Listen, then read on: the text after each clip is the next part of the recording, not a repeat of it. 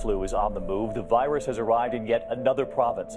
They're concerned about any health problem that's on the mainland. It's not going to stay there. Showing the vaccine only thought to be 10% effective. Nationwide, there are already more than 41,000 cases confirmed. Every state in the country reporting widespread flu activity. As of this morning, 18 countries around the world have reported cases of the flu within their borders. Numbers out of Australia as of mid-October are concerning. If you get sick, stay home.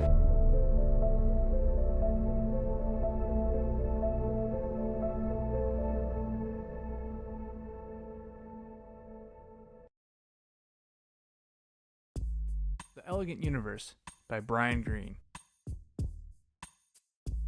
Every once in a while I pick up a Alistair Reynolds book. He's not really one of my authors that I buy basically anything that he writes, but he does have a few of some of my favorite stories. For example, I just finished Pushing Ice. He does a good job with his space opera and different concepts. This one, for example, has a lot of time dilation in it. I started talking to some people at work, because that's what good books do. They're going to start up a dialogue. And so we're talking about time dilation, and it just sounds like mad science. And I had made the comment that it belongs in science fiction. It should stay there. And after a while, after talking to some of the coworkers, as we try to solve the mysteries of the universe while we're at work, I realized I didn't know much about the subject. And that's how good books are. A good book will answer a lot of questions, but the more books that you read, the more questions you have, the more books you buy, and so on and so forth. At least that's how my library has grown. So I stumbled across this book, and I gotta say, it's the first book that made my brain hurt. I guess there's really no other way to say it.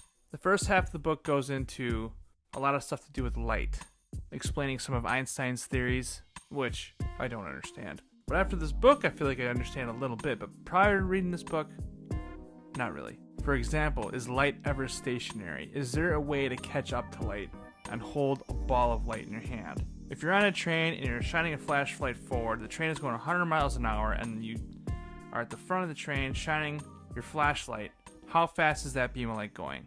Now, if you're on the train, you're going in the opposite direction, now you're on the back of the train, and you're shining a flashlight behind you, how fast is that light going? It's always light speed. Why is that?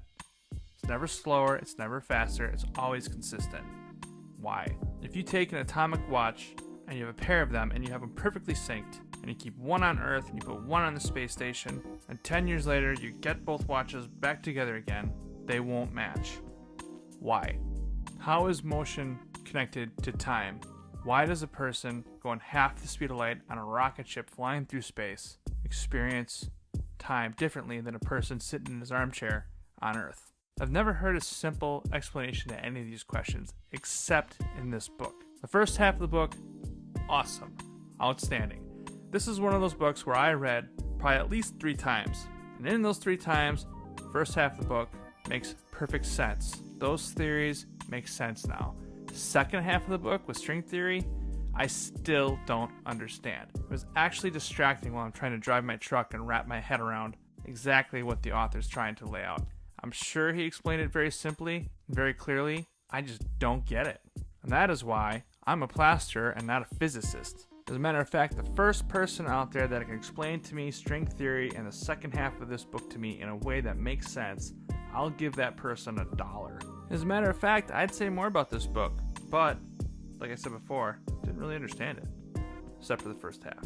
That being said, I will probably try to read this book a 5th time. I don't know, maybe my brain isn't big enough.